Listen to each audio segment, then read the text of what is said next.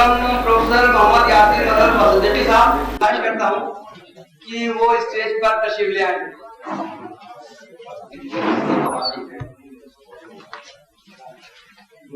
ये उन्वान जो मुझे दिया गया था, मुझे वो पसंद भी बहुत आया, इसलिए कहते हैं नबवी का खानदानी निज़ाम क्या है उस पर गुफ्तगू की जाए और तालीमात कुरान का वो किस तरह से मज़हर है। कल से अब तक बहुत गुफ्तगू होती रही है और इससे पहले भी गुफ्तगू होती रही है कि खानदानी निज़ाम होता क्या है और फिर अहद नबवी का खानदानी निज़ाम क्या था, तो कुरान मजीद ने उस खानदानी निज़ाम को किस तरह से पेश किया। इस मकाले में पहले तो मैंने ये अर्ज करने की कोशिश की है कि खानदान के लिए कुरान मजीद ने कौन सी इस्तिलाहात इस्तेमाल की हैं। उसमें बुनियादी इस्तिलाह आहल है और आहलहु आहलहा और आहलहुम आहलुन्ना आहलुना आहली, इस किस्म के तमाम अल्फाज आहलिकुम वगैरह आए हैं। उसमें सबसे अहम और बुनियादी जो लफ्ज या ताबीर है वो अहले बैत। अहले बैत से मुराद क्या है, इस पर बहुत गुफ्तगू हो चुकी, मुफस्सिरीन ने गुफ्तगू की है और वो हज़रत फातिमा, हज़रत अली रज़ियल्लाहु अन्हुमा और उनके खानदान को शामिल करने की एक कोशिश भी उसमें शामिल मिलती है रवायात मुताबिक, लेकिन मुफस्सिरीन और उलमा का इस पर इत्तफाक है कि अहले बैत में खानदान का सरबराह और उसकी बीवियां और औलादें शामिल होती हैं। हज़रत फातिमा और हज़रत अली रज़ियल्लाहु अन्हुमा के बारे में जो हदीस आती है उनका जायजा मैंने लिया है और उसमें बताया है कि वो एक्सटेंडेड फैमिली कहलाई जा सकती है, वो असल फैमिली नहीं थी, इसलिए कि वो खानदान से उसका खूनी रिश्ता होना जरूरी है। इस पर गुफ्तगू बहुत तवील होती रही है। तो खानदान क्या होता था उसका मैं जिक्र करता हूँ। कहते नबवी का खानदान असलन एक माँ बाप और उनकी औलाद नरीना और तहरीना पर मुश्तमिल होता था। क्योंकि कुरान मजीद ने एक से ज्यादा अज़वाज यानी ज्यादा से ज्यादा 4 की इजाजत दी है, लिहाजा एक बाप की तमाम बीवियों की औलादें उस खानदान अहद में शामिल थी। यहाँ इस बात की याद करना चाहता हूँ कि मेरी राय में और कुरान मजीद के अल्फाज और उनके दरबस से यह वाज़ेह होता है कि असलन एक बीवी की इजाजत है और वही खानदान का बुनियादी नुक्ता होता था। लेकिन अरबों में चूंकि पॉलीगमी मौजूद थी, ताक़ुद अज़वाज था, लिहाजा उसकी इजाजत दी गई। तो 2, 3, 4 की जो इजाजत है वो बुनियादी तौर पर शौहर का हक नहीं है। इस पर लंबी गुफ्तगू हो सकती है, मैं उस पर इस वक्त बहरहाल बहस नहीं कर रहा हूँ। दूसरी बात, उस खानदान में यहाँ मैं एक बात और कर दूं, रसूल अकरम सल्लल्लाहु अलैहि वसल्लम की जब हम गुफ्तगू करते हैं कुरान मजीद के आयत के सिलसिले में और नबवी पर मैं बात कर रहा हूँ, तो रसूल अकरम सल्लल्लाहु अलैहि वसल्लम ने अपनी पहली बीवी हज़रत खदीजा के साथ 25 साल तक जिंदगी गुजारी और दूसरी बीवी उन पर नहीं लाई। उसके बाद रसूल अकरम सल्लल्लाहु अलैहि वसल्लम ने अपनी 3 बेटियों की शादियां की, बल्कि चौथी का मैं जिक्र अभी नहीं कर रहा। हज़रत ज़ैनब, हज़रत रुक़ैया, हज़रत उम्मे कुलसूम और इनकी मौजूदगी में रसूल अकरम सल्लल्लाहु अलैहि वसल्लम के दामादों ने दूसरी बीवी नहीं की। हज़रत अली रज़ियल्लाहु अन्हु ने फतेह मक्का के बाद बनु मुग़ीरा बनु हिशाम ने अबू जहल के खानदान में अबू जहल की बेटी से पैगाम दे दिया हज़रत अली, हज़रत फातिमा की मौजूदगी में। इस पर बहुत जबरदस्त इख्तलाफ पैदा हुआ और हज़रत फातिमा ने आकर रसूल अकरम सल्लल्लाहु अलैहि वसल्लम ने शिकायत की कि आप मेरी मौजूदगी में वो एक दूसरी औरत से शादी करना चाहते हैं। आपने जो हदीस वो बुखारी और मुस्लिम तमाम सही किताबों में मौजूद है, सब नकील फरमाई और आपने फरमाया कि मैं किसी हलाल को हराम या हराम को हलाल करार नहीं देता, लेकिन मैं हरगिज़ शादी की इजाजत नहीं दे रहा। इसकी तफसीलात बहुत लंबी है। हज़रत फातिमा की मौजूदगी में रसूल अकरम सल्लल्लाहु अलैहि वसल्लम ने दूसरी बीवी की लाने की इजाजत नहीं दी। उसकी दलीलें दलाल बहुत सारे दिए जाते हैं। एक दलील ये भी है कि रसूलुल्लाह की बेटी की मौजूदगी में दुश्मन इस्लाम की बेटी का जमा नहीं किया जा सकता, मुनासिब नहीं है, रसूल का और भी बताया जाता है। लेकिन भाई ये दलील है जो बहुत ज्यादा मजबूत नहीं है। हजरत अली को जब ये मालूम हुआ तो आपने उस इरादे को फस कर दिया। हजरत अत्ता बिन नसीर उमरी ने जुबैरिया बिन अबी जहल से शादी कर ली। तो ये चंद मिसालें मैंने आपके सामने पेश की हैं। वहां एक ज़ौजीगी की मिसाल पाई जाती है। अब जो दूसरी बीवी और तीसरी बीवी और चौथी बीवी लाने का है वो इजाजत है और शर्त मशरूत है। वो ऐसा नहीं है कि यूं ही आदमी कर सकता है, उसमें आदम की शर्त है, जरूरत की शर्त है और की शर्त है। उसके बाद खानदान में तलाक के बाद अगर कोई बेवा या मुतल्लका आती थी किसी से शादी के देकर, तो वो उसके अगर पहले शौहर से औलादें होती थी वो भी इस खानदान के हिस्सा बन जाती थी। इनको रबीब कहते थे। और आमतौर से रसूल अकरम सल्लल्लाहु अलैहि वसल्लम ने जब हज़रत उम्मे सलमा से शादी की या बाद में दूसरी अखबार से शादी की, उनकी औलादें जो थी वो सब आपकी रबीब बन गई और वो आपके खानदान का हिस्सा थी। और असलन हज़रत खदीजा की जो पहली दो शादियां हुई थी उनसे जो औलादें थी वो भी रसूल अकरम सल्लल्लाहु अलैहि वसल्लम की रबीब रही और वो भी आपके खानदान का एक हिस्सा थी। खानदान अहले बैत में या अहले बैत में बराह रास्त उनके रिश्तेदार जैसे भाई बहन औलाद शामिल होते थे। इसी तरह से शादी ब्याह वाजिब तहारत के जो ताल्लुकात होते थे वो लोग भी शामिल होते थे। ये एक मुश्तरका खानदान होता था जिसको हम आज की इस्तिलाह में ज्वाइंट फैमिली सिस्टम कह सकते हैं। और ये हमेशा से चला आ रहा है। इसमें एक बुनियादी चीज हमेशा से मतलब ये है, मेरी मुराद हज़रत आदम अलैहिस्सलाम से चला आ रहा है और जाहिली रिवायत भी पाई जाती है, इसे नबवी रिवायत भी कह सकते हैं। दूसरी बात यह है कि मुश्तरका खानदान का सरबराह, जिस पर अभी बहुत पहले बहस होती रही और हमेशा बहस होती रहेगी कवामियत के सिलसिले में, उस पर भी मैं जिक्र करूंगा। वो हमेशा फिक्री निजाम है, यानी पैट्रियार्कल सोसाइटी है, मैट्रियार्कल सोसाइटी नहीं है। उसमें खानदान का मर्द ही सरबराह होता है और वो आम तौर से वालिद होता है।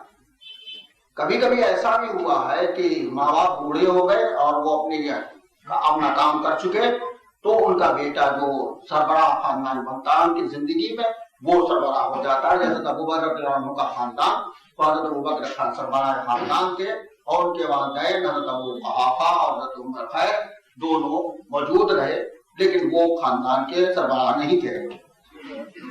वालिद के साथ वालिदा जाहिर बात है लाजमी चीज है, वो भी खानदान के एक हिस्सा है और दूसरा हिस्सा उनका होता था और वो दूसरी शख्सियत। अब कवाम और कवाम के माने मफहूम पर मैं गुफ्तगू बहुत ज्यादा नहीं करूंगा, सिर्फ मुख्तसरन अर्ज करना चाहता हूँ कि कवाम का बिल्कुल मतलब हाकिम नहीं है। बिल्कुल सही बात कही गई है कि उसका ताल्लुक हेड ऑफ द फैमिली है, तो सरबराह खानदान है और इंतजाम का बाद लोगों ने अंग्रेजी उसका तर्जुमा मैनेजर किया है।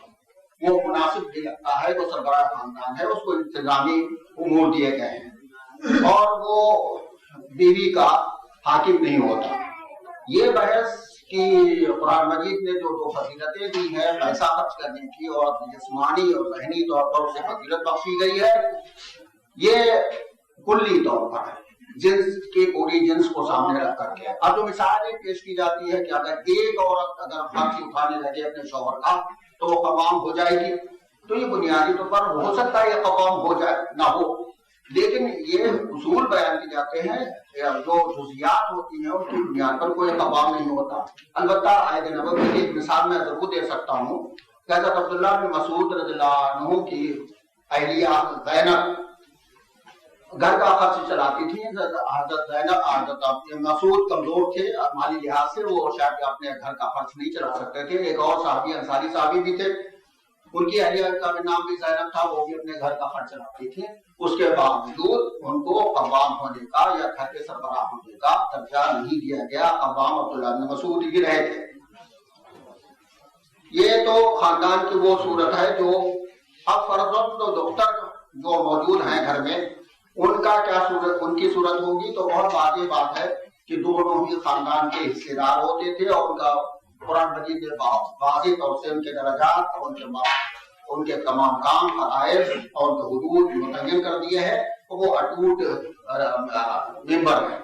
ان کی مثالیں میں نے بہت ساری دی ہیں. مثالوں سے وقت بہت ہوگا جو 15 منٹ میں شامل نہیں ہے. اس کے بعد میں مثالیں مسلمانوں کی بھی اور غیر مسلموں کی دونوں خاندانوں کی مثالیں اس میں 15-20 ہیں.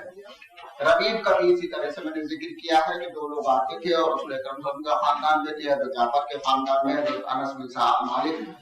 اس کے علاوہ اب تیسرا جو خاندان کا ایک حصہ ہے وہ بہت دلچسپ ہے. وہ یہ ہے کہ جو عزیز و قریب خون کے رشتے دار جیسا بھائی بھتیجے وغیرہ بھی وہ بھی صلہ رحمی اور انسانی احسانی قرآنی سلوک کی بنیاد پر ان کو بھی اس خاندان کا حصہ کیا جاتا تھا. ان کی پرورش اور پرداخت کا انتظام ہوتا تھا. لیکن یہ بات واضح رہے کہ ایسے رشتے دار جو خاندان میں پروردہ کی حیثیت سے رکھے جاتے تھے وہ خاندان اس خاندان کا حصہ نہیں بنتے تھے. حضرت رسول اکرم صلی اللہ علیہ وسلم ابو طالب کے خاندان میں یا اس سے پہلے زبیر بن عبد المطلب کے خاندان میں رہے لیکن ان کے خاندان کا حصہ نہیں تھے.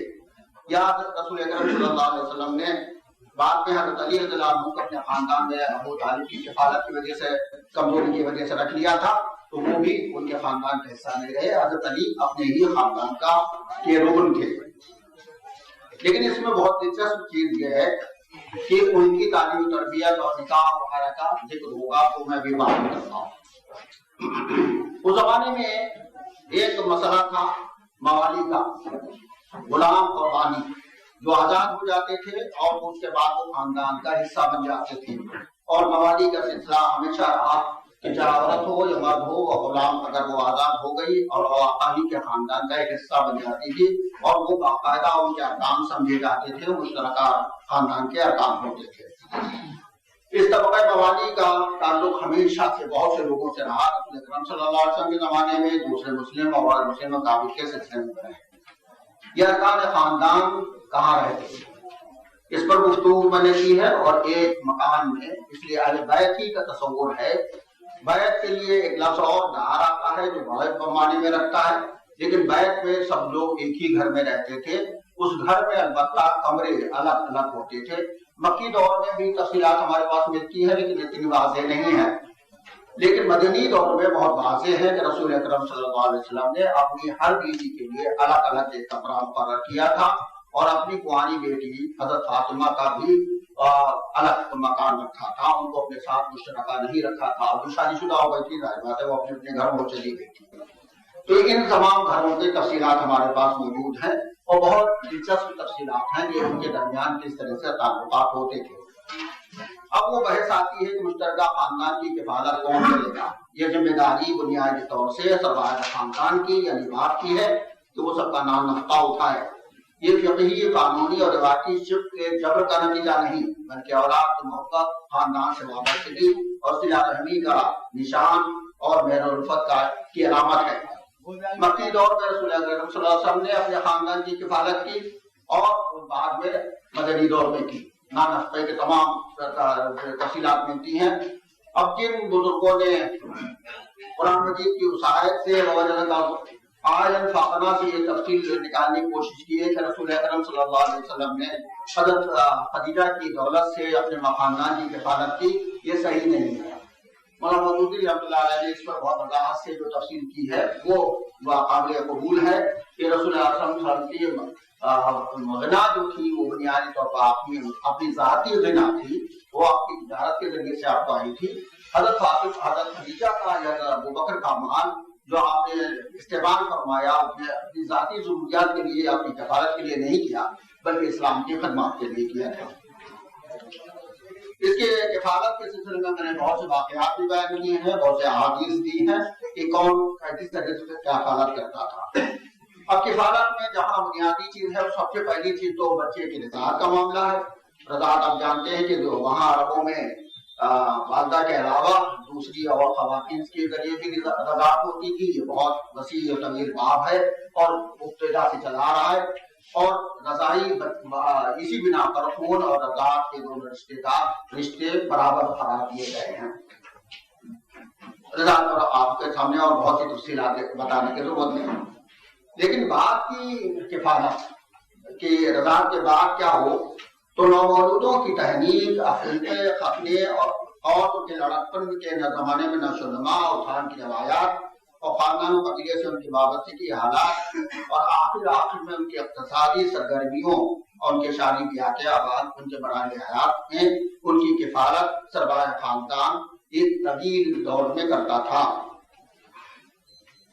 मैंने इसमें सब तफसीलात बयान की, तालीम और तरबियत किस तरह से करता है माँ बाप और वो उसकी जिम्मेदारियां कैसे उठाता है, चाहे वो बच्ची हो या बच्चा हो, फिर उसके बाद उनके परवरिश और तमाम रज़ात के मामला में सब चीजों को देखभाल करता है और आखिर में उनकी शादी ब्याह भी करता है। और ये जिम्मेदारी वालिदैन की है, खासतौर से वालिद सरबराह की। मैंने उसकी बहुत सी मिसालें दी हैं। रसूल अकरम सल्लल्लाहु अलैहि वसल्लम के खुद अपनी शादी ब्याह और उनकी तिजारत का हिस्सा उनके सरबराह खानदान जो उस वक्त अबू चचा थे उन्होंने किया था। खुद रसूल अकरम सल्लल्लाहु अलैहि वसल्लम ने बहुत से खानदानों की किफालत की, उनकी सरबराही की और उनकी शादी ब्याह के इंतजाम किए। एक पूरा बाब इसमें मिलता है कि आपने कम से कम 30-40 खवातीन की शादी ब्याह की थी। कराने की 2 पार्ट में हेडिंग जो है आपकी तफसील हो गई। अहले नबी का खानदान, तारीख कुरान का मन। तो अहले नबी खानदान को आपने बहुत तफसील से पेश किया, तारीख के आदमी और आपकी दस्तरस बहुत मालूम है, लेकिन तालीमात कुरानी का मतलब उस एक पैरेलल में तालीमात कुरानी रख करके जिस तरह साबित करना चाहिए वो कुछ कम नजर आया। और बल्कि हेडिंग जो मजबूत अमली तौर से ये है कि नहीं, तालीमात कुरानी का मजहर है नबी का खानदानी निज़ाम, मतलब हमने जो शक्ल है मसाले की वो हेडिंग इस तरह बन गई, लेकिन 2 हिस्सों में बांट के दूसरा हिस्सा थोड़ा सा हल्का नजर आया वैसे। और इसी तरह हज़रत अबू बकर के खानदान को मिसाली कहा गया। तो जाहिर है कि स्टेटमेंट है किन वजूद से मिसाली था, क्या बात थे और खानदानों के मुकाबले में हम उसे मिसाली खानदान का एक रुतबा दे रहे हैं, तो वो वजूद ही इसमें नहीं है। होते तो और ज्यादा एक बात उभर के सामने ऐसी कि क्यों मिसाल की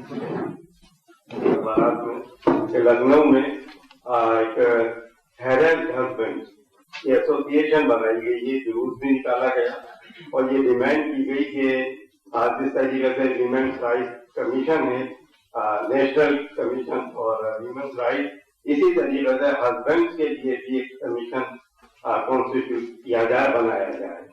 तो इससे ये साबित हुआ कि हेरेल्ड हस्बैंड का हमारे यहाँ वजूद है माशरे में।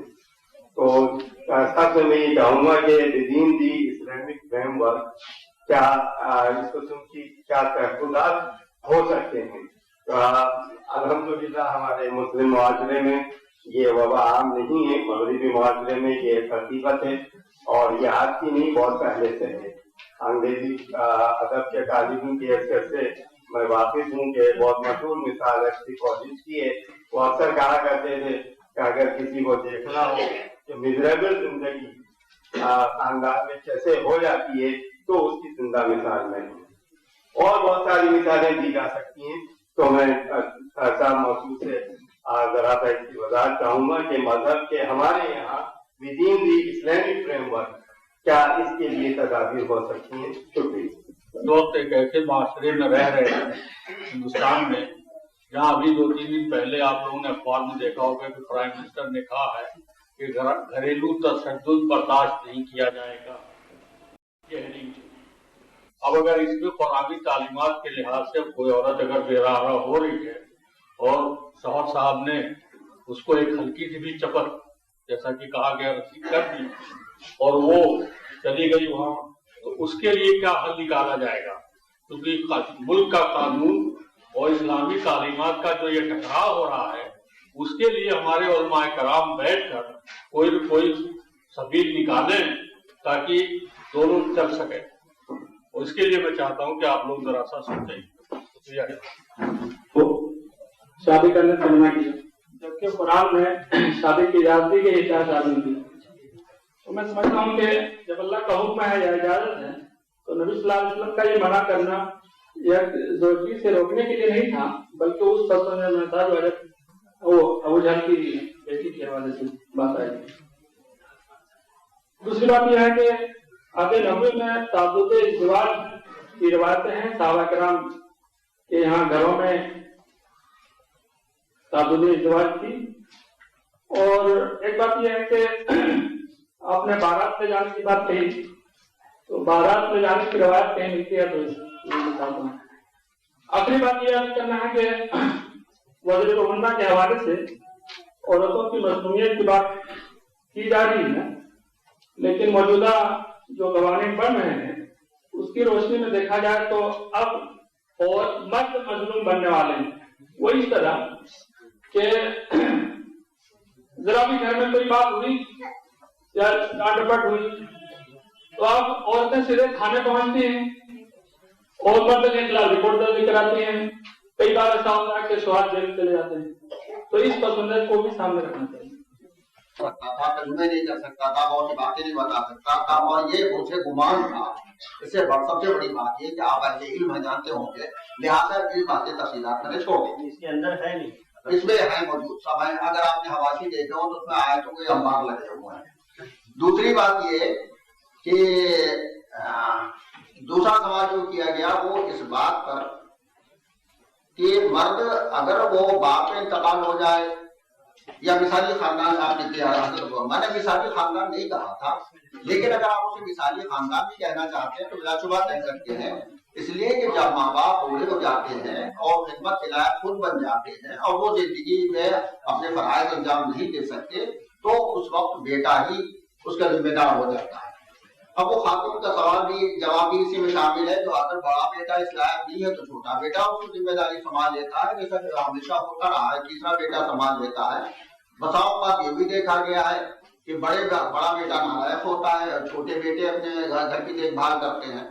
फिर आपने मिसाल दी कि अगर वो बाप का इंतकाल हो जाए तो उसके बाद तो जाहिर बात है कि जो आगे से तो बड़े बेटे की पढ़ाई होती है, लेकिन अगर 3-4 खानदान रह रहे हैं और 3-4 भाई मौजूद हैं तो उनके अपने अपने अलग खानदान है। वो अपने एक खानदान मुश्तरका खानदान कैसे समझा?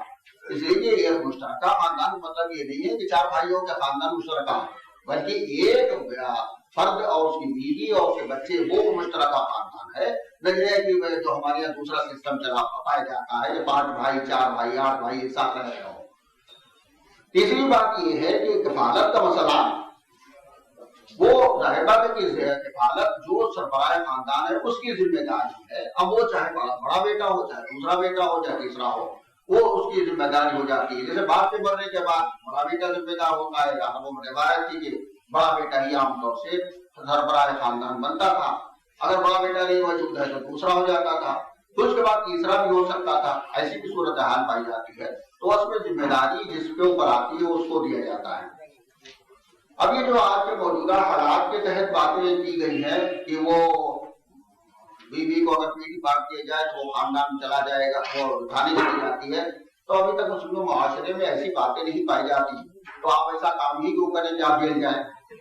दूसरी बात ये है कि अगर कोई शौहर अपनी बीवी को मोहब्बत और उल्फत के साथ इकराम और एहतराम के साथ नहीं रख सकता तो मेरे नजदीक ऐसे शब्द को शौहर कराने का हक ही हासिल नहीं है कि बीवी उसके बारे में कोई गलत राय रखे या उसके बारे में फरोख्त राय रखे।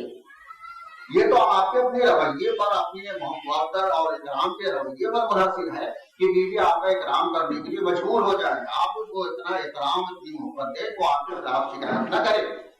लेकिन जब आप मुसलसल उसके हुकूक की खिलाफवर्जी करते रहेंगे, उसको दरहुकूक करेंगे, मारे पीटेंगे, उसके साथ ज्यादती करेंगे, तो जाहिर बात है कि वो फिर तंग आकर बचंगावत सूरत हाल पैदा ही होगी। अब ये हैरस्ट हस्बैंड की एसोसिएशन बनाने का है, तो मेरा ख्याल है कि जिन साहब ने ये बात कही है वो बना ले और उनकी सदारत में मैं शामिल होने के तैयार। लेकिन ये कोई दलील तजुर्बा नहीं है कि आज के जमाने में कोई हैरस्ट वीमेन का या वाइफ्स का एसोसिएशन बनी तो उसको कर लिया जाए, या हैरस्ट हस्बैंड का हो जाए। बालिका में जानता हूँ बहुत से हस्बैंड जो है हैरस्ट है, लेकिन उनकी शराफत ये है कि मार्केट में बर्दाश्त कर लेते हैं, खुद बीवी से पिटते हैं, उन्हें कुछ कहते हैं। लेकिन मेरे को उस्ताद हैं, मैं इस बात माफी चाहता हूँ, 1 मिनट डाल दूंगा। वो कम्युनिस्ट उस्ताद हैं, बहुत मोहतरम है, तो उन्होंने कहा मौलाना ये क्या बात है, ये बोलती लोग अपनी बीवियों को बहुत पीटते हैं। मैंने कहा सर आपको इससे तो इत्तेफाक होगा कि शौहर बीवी को पीटे, लेकिन बीवियों से शौहरों को पीटने से आपको भी इत्तेफाक नहीं होगा। वो एकदम सन्नाटे में आ गए। इसलिए जो मामला ये था कि बहुत से उनके साथी अपनी बीवियों से पीटते थे। तो मसला ये नहीं है कि छोटे ये जो जुजियात आती है इनके लिए कोई उसूल नहीं बनता, उसूल बनता है, कायदा कानून बनता है, उसके तहत। अब जो मौजूदा जमाने में सूरत हाल पैदा हो रही है उसको हमें देखने की जरूरत है। इसलिए मैंने अर्ज किया था कि अगर बीवी के ऊपर जुल्म ज्यादती हो रही है तो बीवी को बहरहाल मैं इजाजत ये नहीं दूंगा, उसकी शराफत, उसकी हया, उसका एहतराम, उसके लिए माने है कि वो अपने शौहर पर हाथ उठाए, लेकिन इस बात की जरूर जमानत होनी चाहिए, कोई ऐसा तरीका इख्तियार करना चाहिए कि शौहर बिला वजह अपनी बीवी को न मारे।